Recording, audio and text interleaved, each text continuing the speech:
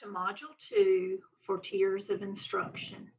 Using tiered instruction to disrupt unhealthy student outcomes. The intended audience for this module could be a school leadership team and/or teams of teachers working together to help students achieve. This module is designed to be used to deepen the understanding of the tiers of instruction.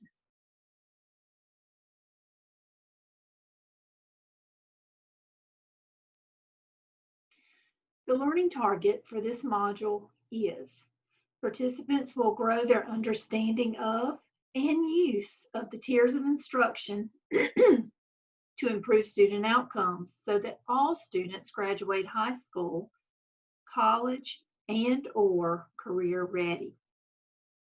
We will know we've been successful at meeting this learning target if all students successfully progress through the grades in order to graduate high school being college and/or career ready.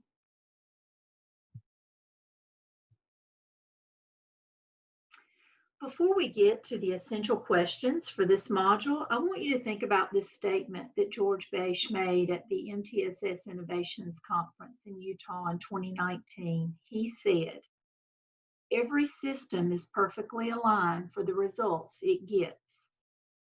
Now think about that. Every system is perfectly aligned for the results it gets. A system that produces the same outcomes over a 3-year period has demonstrated that its way of work is organized and efficient in producing those outcomes consistently, good or not good. I hope you are asking yourselves what results the system here at this school is aligned to get based on the past 3 years of data. So, our essential questions for this module are, what does our data over a 3-year period show us about our system? How do we use the tiers of instruction to disrupt and improve student outcomes?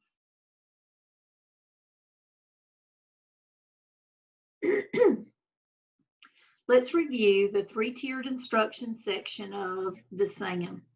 Take a minute to review the 6 items under the 3-tiered instruction so it's fresh on your mind as we work through this module.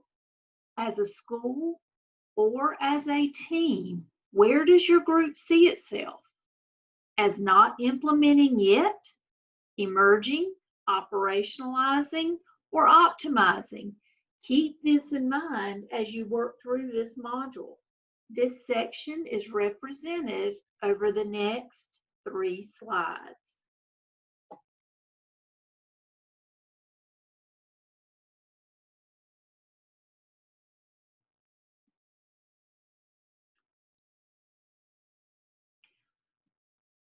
We've reviewed the SAM while thinking about where we are as a school. Now let's take a minute and review just a few things about the tiers of instruction. The tiers should be used to describe layers of intensity of instruction. Instruction occurs in all the tiers. What is the purpose of confusing the term instruction with intervention? Maybe stop using intervention and just start using the phrase intensified instruction. All intensities of instruction can occur in any setting, particularly Tier 1. And George Bache said that again in 2019.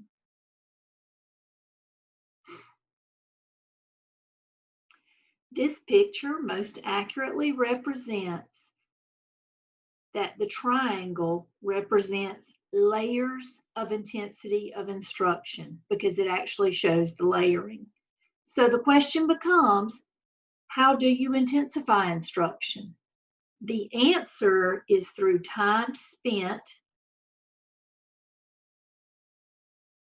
the focus of the instruction, and the type of the instruction.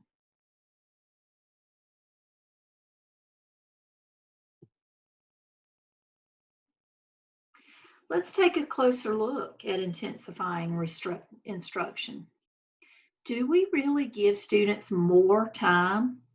Layering time, not spending that amount of time differently. This is one of the most important things we can do for students. Effective core reading instruction focuses on phonemic awareness, phonics, fluency, vocabulary, and comprehension. Which area or areas is the child struggling with? Is the problem more of a print problem or a comprehension problem? Are we focusing on what the child needs based on data? And lastly, am I open to finding the approach that works for this child, even if it's different from the approach or approaches that I normally use? How well does our core instruction meet the needs of our students? How well do we intensify instruction for students based on their needs? One way to assess ourselves as a school is to examine data, universal screening data, state testing data, benchmarking data, to determine how well our core instruction is working. In other words, are 80% of our students being successful? If not, we have work to do on the core instruction. If yes, then how well are we using the tiers of instruction to meet the needs of our students?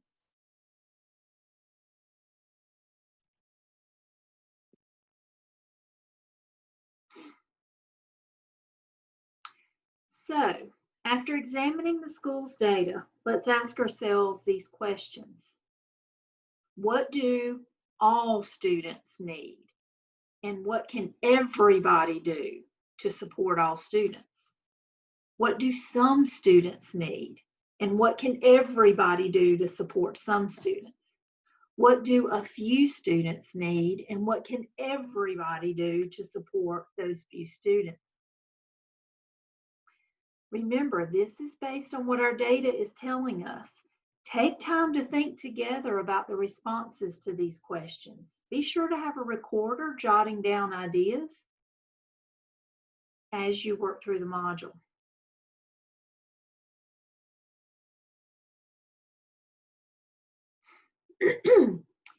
Tier 1, core instruction. Some people call it universal instruction for academic, behavior, and social emotional. It's what everybody gets. It sets the scope and the sequence and the pacing for all the tiers. Take a minute and look at this illustration and really see and talk about what you notice. Is anything on this slide news for this group? What do you want to think more about together based on this slide?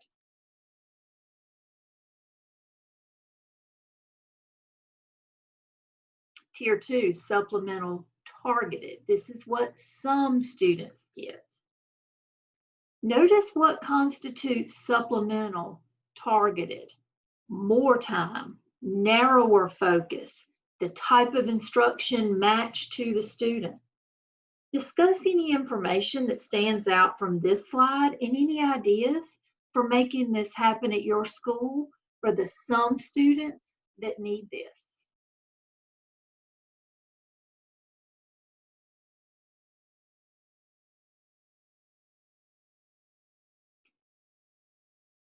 And then there's tier 3, intensive individualized instruction. It is what few kids get.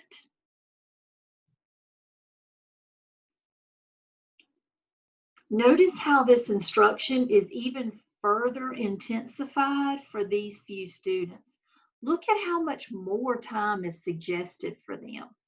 Notice the focus is precisely targeted to the needs of each student. Notice how the type of instruction is expanding, finding what works for that child. Discuss the information that stands out on this slide and ideas for making this happen in this school for the few students who need it.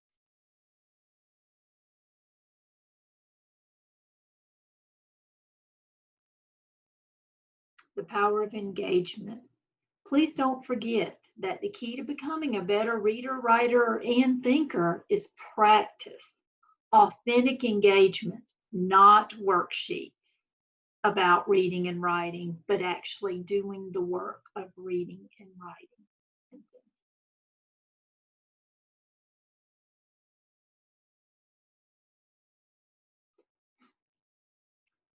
When students succeed, they have the academic skills required to succeed at the task. They have the academic behaviors necessary to engage in the task. They have the and intrapersonal and the social emotional learning skills to be able to manage the task. These are not and cannot be treated separately. We cannot leave out the fact that academic learning and social emotional learning work together to ensure success.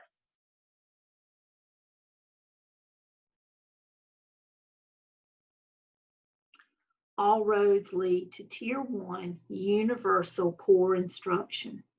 The core instruction at the school must meet the needs of 80% of the students in order for the tiered approach to work.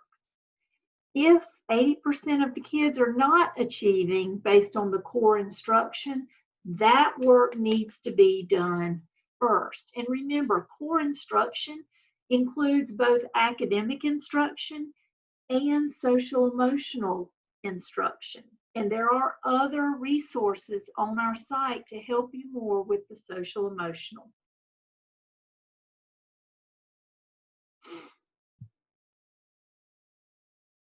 Improve universal instruction for all students first, intensify the instruction second. So as a school leadership team, you must improve core first, then worry about intensifying and interventions. Otherwise, you are having to intensify instruction for everyone or most everyone, and that just will not work.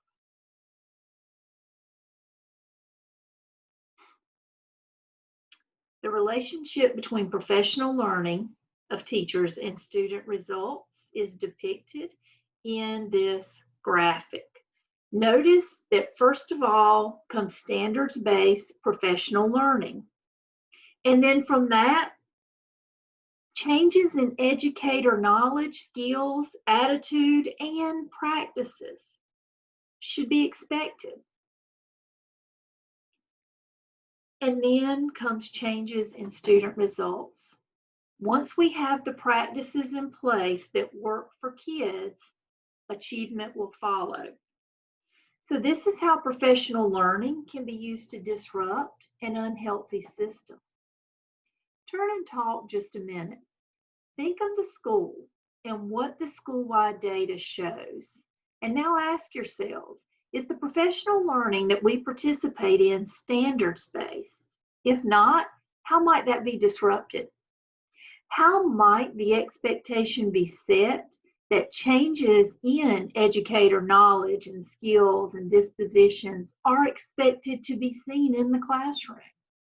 How might these changes in practice be measured? Educator practice.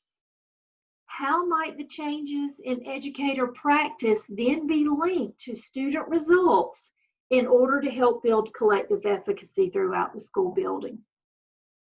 Remember, your recorder should be jotting down all this great thinking that your team is doing together.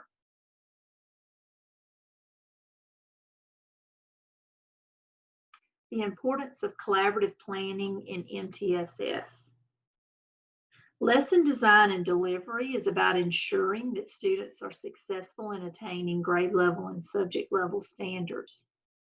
So the question is, how do we design and teach this unit, this lesson, this strategy, this skill, so that all students are successful in learning it?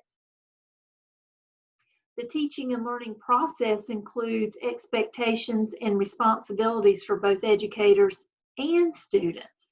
So the question really is, based on what students need to know and be able to do, what do we need to know more about as teachers? And then there's environment in which the teaching and learning process occurs. It includes the evidence-based teaching strategies, universal design to ensure equitable access for all students, the classroom structure, the intra and interpersonal relationships among the educators and the students, and the educators and the students together. So then the question becomes, how might we refine our environment to ensure equitable access for all students? Think about the planning you see in the school. Discuss the reality of what is when it comes to teams planning together. And now think about this slide about collaborative planning and how maybe it could be used to disrupt unhealthy student outcomes. Keep what you've learned about the tiers of instruction at the forefront of your mind as you think together about this.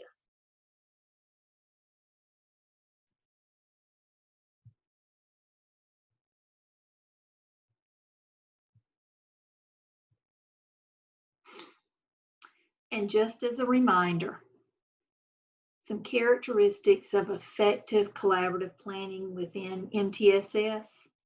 Please read these bullets and discuss any that as a school you feel you need to work on together.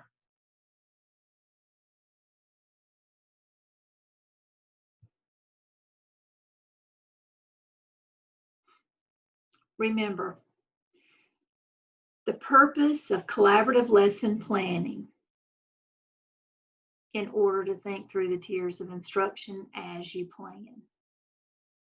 And remember that purpose is to think together, to anticipate adverse conditions or reactions of students, and then to work together to think about how to mitigate those issues before they impact the students negatively. In other words, think about all the obstacles the students might face and problem solve how to remove those barriers, those obstacles to the learning. And you need to do this problem solving work within the core instruction, within Tier 2 intensified instruction, and within Tier 3, the most intensified instruction.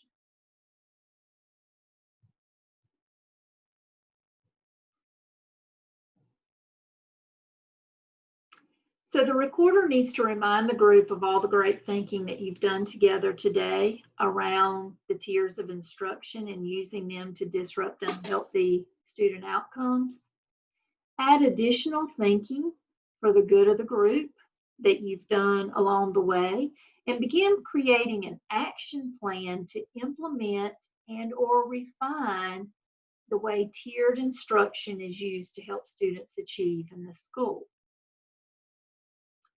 So in light of today's professional learning around tiered instruction, how will your school use this information to grow and or refine the use of multi-tiered instruction to disrupt unhealthy outcomes for students?